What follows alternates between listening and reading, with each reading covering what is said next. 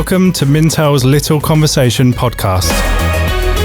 Hello and welcome to Mintel's Little Conversation, where our experts bring you fresh ideas and new perspectives on how consumers eat, drink, shop, groom and think. My name is Sam Dover. I'm a category director for beauty and personal care here at Mintel, and today we're going to be talking about value. So as prices are rising for both businesses and consumers alike, defining value is becoming more important. Mintel research shows that consumers are particularly anxious about their finances at the minute, and they're really worried about the impact that inflation will have on their ability to cope in the coming months. So with that in mind, I'm joined by my Mintel colleague, Rebecca Vella, and Andrea Payne from Kraft Heinz to discuss all things value related and explore the challenges that brands will face and the opportunities that will come to the fore in a value-centric market going forward. So to get us started, can I ask you both to just very briefly introduce yourselves? So let's start with you, Beck. Awesome. Thank you. My name's Beck. I look after the Mintel Food and Drink team for APAC, and I'm based in Australia. And I'm Andy. I am head of marketing for beverages at Kraft Heinz Australia. Amazing. Thank you. So before we really dig into this conversation, I think first and foremost, it's really good to just define the concept of values. There's undoubtedly this perception, or instantly when we think of value, our brain goes to the idea that prices or low prices specifically are the ultimate indicator of value. But that's certainly not the case, and it is much more multifaceted than that. Would you both agree? Definitely would agree. I think there's a common misconception that when we talk about value, we think about price straight away. And when we say consumers are looking for value, it automatically translates to consumers want lower costs. And they're not always the same thing, and nor should they be. I think that it's all well and good for us to demand lower prices. Us as consumers will want lower prices as well. But I think from when you're on a brand standpoint, it's not sustainable. We're all facing cost inflation in the same way. And I think by relying on looking at low costs and keeping your prices low, you're not necessarily supporting the integrity of your brand. And what we need to do is try and prevent consumers for relying on your brands based on cost, because they'll never really understand the true value, and really place those efforts on making your products worth their cost and get consumers to understand that value equation. Yeah, that's exactly right. The way that we kind of look at it is price is objective and value is really kind of this subjective measure. So every consumer has a different value equation in terms of how they look at a product, and more than ever, consumers are kind of understanding the value of their dollar and understanding that there is more to it than just the price. So there's things, how physically available a product is, the quality, whether it's a better product, where it was made, how ethical the company is, how sustainable the company is, and all other experiences, what other experiences does the product give me? All of these contribute to that kind of consumer's perception of value. And it means really for brands, there are a lot of levers to pull in many different ways for us as marketers to get consumers to see more value in our product without adjusting the price. Yeah, definitely. And so with that in mind, do we think that the idea of value has changed much in recent years?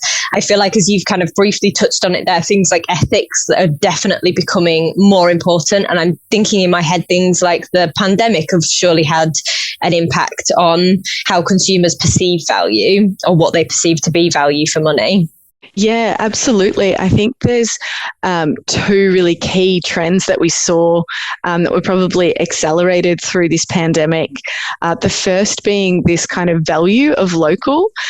So for a lot of people with the pandemic, obviously the world got bigger. We could see the impact of things on a global scale, but also through the lockdowns, the world got a lot smaller as well, and there was a lot of support and generosity towards helping others and supporting local businesses. People could see the impact of their dollar on those local businesses, and made sure, they got their Friday night takeout from a local business to keep them going and support those people in the community. And that has really now extended into these kind of other purchase decisions where consumers are actually wanting to look at locally made and support locally made businesses and products. And, in Australia, where we are at the moment, consumers are actually ranking locally made ahead of price in terms of importance when purchasing. And this is something that's really come about recently. And then secondly, the value in comfort. So in these kind of times of uncertainty, with everything that's going on, not just the pandemic, climate change, the war in Ukraine, these kind of things, these times of uncertainty, people are looking for comfort and stability. They really went back to brands that offered them that consistency, and there was comfort in knowing that the product that you've had in the pantry for years is still the same, regardless of the kind of chaos happening around you. And we've really seen from that the revival of classic brands and this kind of move and trend towards nostalgia in brands and also in kind of designs as well. So they're kind of the two key new areas of value that have really accelerated in recent times. Yeah, definitely. We've got some interesting beauty research, which we've done for our forthcoming Mintel's big conversation event that we host. We're hosting in the UK and in Europe later this month, actually. And it shows that consumers really value kind of that idea of familiarity, and they are looking for, there's a real level of comfort and enjoyment that comes out of turning to some of those, familiar brands, and the kind of reassurance that provides them is really interesting.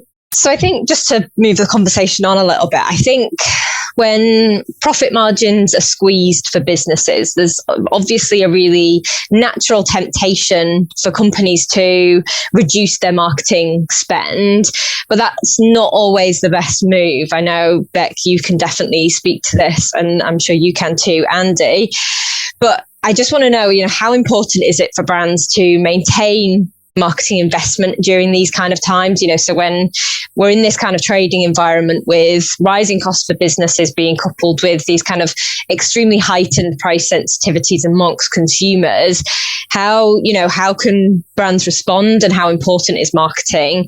And, how should, when we think about marketing, how can brands really speak to consumers about value? Cool, mate. I think it's a very passionate topic, so forgive us if we elaborate a bit more. But I think anyone who's been on the brand side certainly would have experienced this in times where there's financial uncertainty, either within the business or culturally. Normally one of the first things to go is your A&P spend, because the business wants to be able to try and recoup costs, and that's a big expenditure. And I think the message we'd love to get across is that in times like this, it's more crucial than ever to make sure that you continue to invest in your brands, particularly for the long term, because I think particularly when, economic uncertainty comes up by surprise, it's very tempting to be reactive because you're not really sure what's going on. And like I said, the first thing you do is kind of pull in, stop, refrain.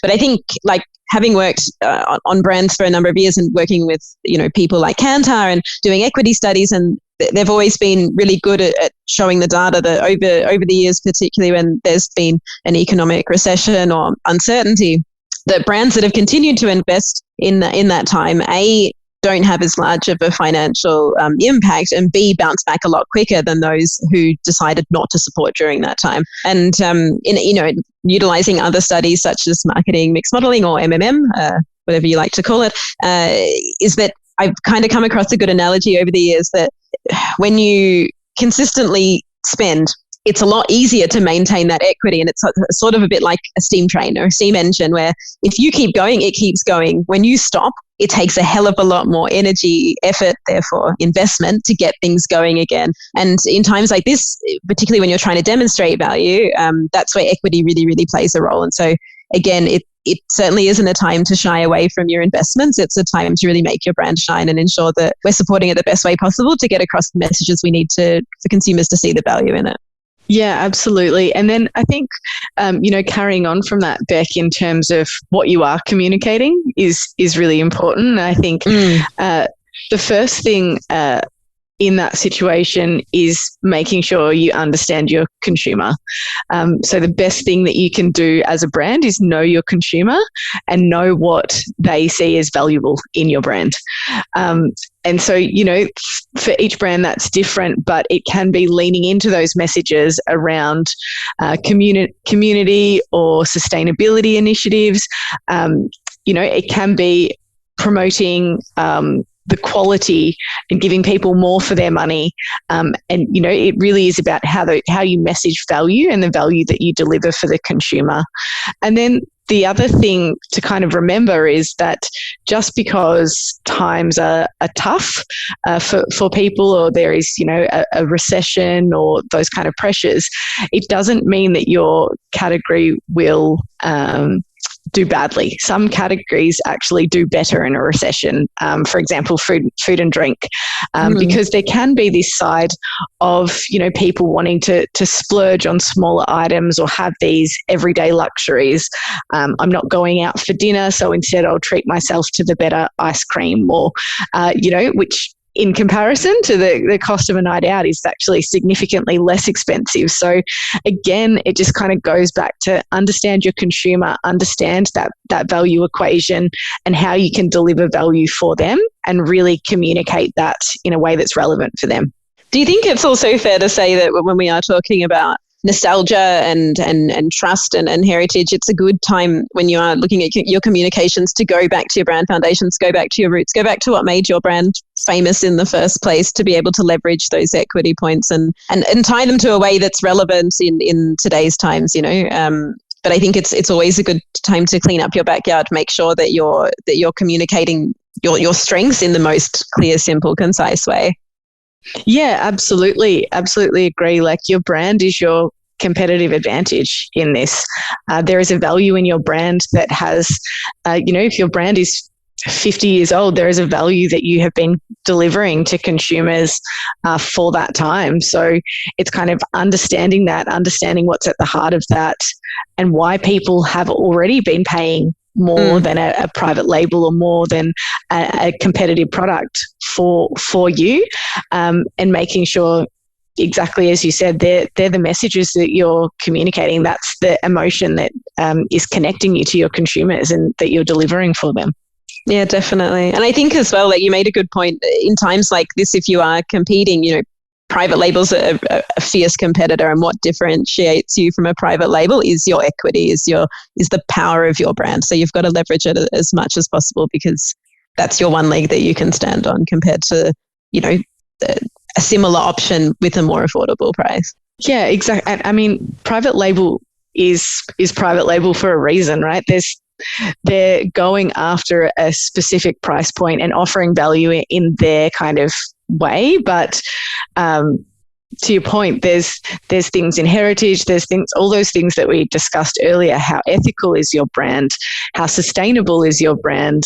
How much do you support local communities? Where are you manufactured? All of these messages that deliver value to a consumer and that they, add perceived value. It's not just the product that you get. It's all of those other pieces that come with it that contribute to value for a consumer. And they're the things you've got to remember, because if you're just trying to compete on price, you're going to strip away what the brand is about and what people love about the brand. So I feel like we can't really talk about communicating and talking to consumers about value in this kind of, as I mentioned earlier, this kind of trading environment where brands are really being forced to increase their prices. And so I feel like there's definitely something interesting around the idea of transparency. It's much easier said than done for brands to do. But one really interesting example that we've seen in beauty recently was The Ordinary, recently or earlier this year, warned its customers of forthcoming price rises via Instagram. And we actually ran some really interesting qualitative research at Mintel, where we asked consumers to look at that social media post and to share their thoughts. And the responses were overwhelmingly positive, which I was quite surprised at. There was no kind of negative, associations with that brand rising prices, because they really clearly outlined their reasons for doing so. So do you agree? Do you think that's kind of the best strategy for brands to take in this kind of environment at the minute? Definitely. And I think it is a time, like looking at past recessions, the last thing brands want to do is raise their price because they know that the impact of that. And it's not necessarily always an easy thing to do, working with retailers. And so they'll look at alternatives, and that can be, looking at optimized pack price architecture. That can also be, lack of a better term, like product shrinkage and things like that. And I think that regardless of the initiatives, whether it is a price rise, whether it is changing the size of your product and charging the same, I think the biggest thing we need to prioritize is making sure that consumers feel comfortable with their purchases. And particularly, this is even more important in a time where we've got financial uncertainty. And, we're talking about brands with heritage and trust. And this is the best time to be able to leverage that because you've got a relationship with your consumers already. And I think to your point, Sam, you had the beauty example. Someone in my team shared a lovely one with me, an Indian cake brand. I hope I pronounce it all right, Bapuji. And they recently put a Instagram post out explaining the same thing, explaining their price rise, but it was in a really sincere way and in a heartfelt way, in a way they were almost apologetic about it, and it was the last thing they wanted to do. And it was really overwhelming to see this outpour of generous comments from consumers, like pledging their support and reassuring them that it's still a part of their life. And it's lovely to see that, because when you have got the right relationship and narrative with your consumers, as long as you kind of keep communicating to them on a human level, they are understanding, like they get it, and they're getting more educated on the situation as well. And so I think similar, like if you were looking at options of like any revenue management tactics or product shrinkage, like to be honest about it. And there's ways you can do that, right? To say you don't want to lose the integrity of the product, you want to be able to give consumers the product they know and love for the price that they're typically paying, but this is a step that the company's decided to make to keep things affordable. And we've always found, regardless of whether that happens within a recession or inflationary time or not, because it happens all the time anyway, brands that sort of fail to communicate that change risk consumers perceiving them of being, sneaky or opportunistic. And it really adds to that narrative that big brands are all profit hungry. And at the end of the day, consumers trust brands more that are honest and transparent. Yeah, I think just to kind of echo what you're saying there, I think consumers can be quite cynical towards brands these days, and the way that they see price rises or see decisions as trying to hide something from them. So transparency really is valued across all aspects now, in this kind of honesty and being upfront around whether it's transparency in terms of your supply chain or your practices or where you're sourcing ingredients. Consumers more and more are kind of demanding that level of transparency, and that flows through to price as well. So the more that you can be open and say, this is why we're having to do this, it's because of this. People are aware of the kind of situation, and if they're willing to pay more, if they value a better quality product and that product costs more for whatever reason, they will be willing to pay for it and feel more that they are being given an opportunity rather than trying to be tricked into paying more or fooled into something, which is just not really how consumers want to engage with brands these days.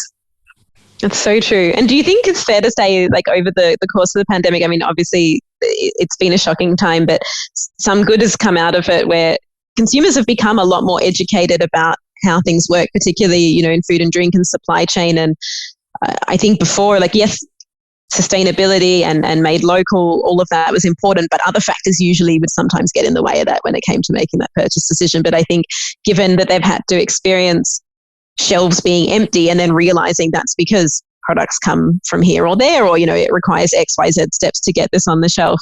I feel that consumers have probably never been more educated than they are now. And I think it's so true in what you said, like they want to make the educated decision on what suits them rather than being forced with a choice or feel like they're getting tricked into something. Yeah, and that educated decision needs to be easy. Like, as a consumer yourself, that you shouldn't have to go through, all of these jump through hoops to understand, is your purchase the right one? And as that value equation has gotten more complicated, as we know, it used to just be kind of price product and how easy it was to get. Now there's all of these other kind of things that are coming into it. As it kind of gets more complicated, the simpler the choice that you can make for someone at the shelf by giving them that information, being transparent on pack, giving them that kind of easy choice, the better it is for the brand, because the easier that purchase decision is to know that you're making the right one. Yeah, definitely. I mean, we've done a couple of podcasts in the past, so for anybody interested in that idea of that purchase journey and trying to make that as simple and straightforward for consumers as possible, I definitely recommend going back and listening to some of our archives, because we have ones on the purchase journey and the decision-making process and how complex that can be for consumers. So we've talked a little bit there about some of the kind of consumer-facing strategies that are going to be valued and going to work best. But I want to now take it back and, we've got Andy here. I want to leverage that. I want to think about, what other things brands can do to ensure that they are providing value for money, so more from an internal perspective. Yeah, absolutely. So I think, obviously we've already talked about using that brand and dialing up those kind of unique things about the brand and looking at that. But there is this other way to kind of offer value in a creative way. Whether that be, working with retailers and looking at how you can make the most of their kind of value mechanics that they have, whether that be loyalty programs or, other promotional programs that they have in place. But there's other solutions that you can offer value, looking at potentially, there's examples of recipes and how, the versatility of a product. So where it might replace a more expensive item, for example, there's things where beans might replace meat in a recipe, something that, on shelf, the beans might be priced more expensively than another competitor, but as a replacement for meat, it is actually a value offer. So thinking creatively around those kind of things, and again, versatility in terms of being able to make a product go further, be used in other different ways that might not be just the standard occasion that you would be using that. Things like new pack formats that you can, work to drive more value, give people more for their money. And finally, things like reviewing channels and strategy. We know in kind of times of recession that people will change their behavior. They might go to a discount retailer rather than where they would normally, or a value retailer, whereas they might normally, rather than their local.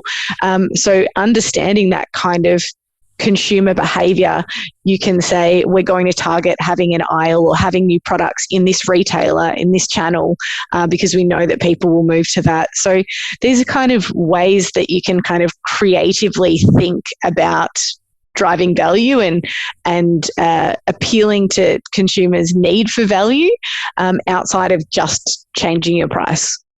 That's a good point, Andy. I think you tapped on it for a second, but looking at what your true competitive set is as well, because I think it's really easy, particularly when we're talking about price, when we're talking about value, is you zone in to the categories that you play in and what your next adjacent competitor is in that category. Like, use beans for an example, and there's going to be multiple brands there, and it's like, how do you compete against them? But really, I think the more particularly those that are really deep diving in research, is that consumers don't always go think that way, right? They don't always just go to the shelf and they'll be like, I need beans and I can buy this brand or I can buy this brand. It's an occasion first. It's a need first. And so how does your product play a role against other categories as well? And I think that's where, say, frozen and ambient products have probably got a bit of a new heyday, because you can demonstrate to consumers that, like, say, to take frozen, for example, that it's, snap frozen, it can be just as good as fresh, but it's there and it's preserved, and you can keep it there for as long as you need to, and products that are in the pantry. And how you can interchange these and get versatility, I think it also opens up that true competitive set, which is great. Like that's really exciting. And I think that forces us out of our silos a bit in terms of how you position and how you really want to optimize your chances of, appealing to more consumers. Yeah, exactly. It's just like reframing that consumer repertoire, that people don't just shop by category. And as I kind of said, trying to be creative around the way that you're thinking about that. Yeah, definitely. And I feel like listening to this, it just makes me think as well that there's so many benefits to this kind of thing. So as you mentioned, having the idea of having, say, for example, how you can use beans in a recipe to replace meat or, I'm sure lots of other ingredients as well, can really also help to reduce waste and things like that. So it's, it's providing that value for money, but it's also tackling some of the really big, important issues for consumers as well. So yeah, I think that's really interesting. So you've both given, lots of insights and recommendations there about how to approach value from a brand and business perspective. But as we look into the kind of coming years when times are inevitably going to be tough for consumers, and as we've noted, value is only going to gain importance, what is the one piece of advice you would want to give other brands or, other businesses out there, help to kind of future-proof themselves against the inevitable headwinds that are coming their way? From my perspective, I would say, my piece of advice is that brand is what will give you the competitive advantage in this time. So people will continue to buy brands. You need to make sure that you're telling them more than just how much you cost, and really leverage that comfort and nostalgia that big brands can offer consumers in these times of uncertainty, and understand what's most important to consumers in their value equation and make sure you're communicating that. I'd say also just to keep in mind the opportunity for premiumization, which can kind of go against the grain a little bit of, we were talking about value and price, but in these times, and Andy touched on it earlier on, but when, competitively priced brands are going to obviously flourish in this age of inflation, but there's also this opportunity for premiumization, and particularly like indulgent products that offer that moment of escape and emotional boost. It's still going to be an important treat, and that's still something that consumers will crave. And to your point, Andy, where people are cutting out larger expenditure, whether it's travel or eating out or any other social occasions, they're going to still need something and look for those everyday luxuries to get them through. And I think that's where, luxury indulgence can play a big role. And you were saying as well around products that do better in poorer economic times. And it's particularly when you look at food and drink, it's always the same sort of ones that do. It's indulgences, it's chocolate, it's confectionery, it's alcohol, and snacks. And why? Because indulgent products meet consumers' psychological needs for a small treat in periods of anxiety. And I think you can always bring it back to that lipstick effect, that we've seen over the years. So I think that would be my one piece of advice is, of course, take into consideration all we've discussed today, but also not to forget the opportunity to premiumize, where it suits within, the categories that you play in, because there's definitely an opportunity for that. Amazing. So I'm going to try and very briefly summarize what we've covered in this conversation for our listeners to kind of get at the key points that we want listeners to take away from this. So these are what I have, and I will open it out to you both to see if you agree or disagree. But my 3 points are: value goes far beyond price, and there are lots of other metrics that are often of equal importance. In particular, we're going to see transparency and ethics come to the fore this time around. I feel like that is something that consumers are taking into consideration much more than ever before. And then finally, understanding why consumers value your brand in particular is going to be integral to make sure that consumers do feel like they're getting that value for money that they're going to be craving. Do you both agree? Have I managed to summarize? Yeah, I think that's a great summary. I think, at the end of the day, consumers should be your North Star. Consumers will tell you what they want, and you just need to make sure that you are listening. 100% agree. Amazing. So sadly, on that note, I think that is all we've got time for today. So I just want to say thank you to Beck and Andy for joining me today. And for the listeners, if you want to know more about Mintel, who we are and what we do, then please head over to mintel.com and follow us on social media. We're on LinkedIn, Instagram, Twitter and Facebook, and check out our blog for even more insights from our analysts. And thank you again for listening. Please make sure you subscribe, rate and review this podcast. And if you like what you've heard today, then please do spread the word and look out for our next episode of Mintel's Little Conversation.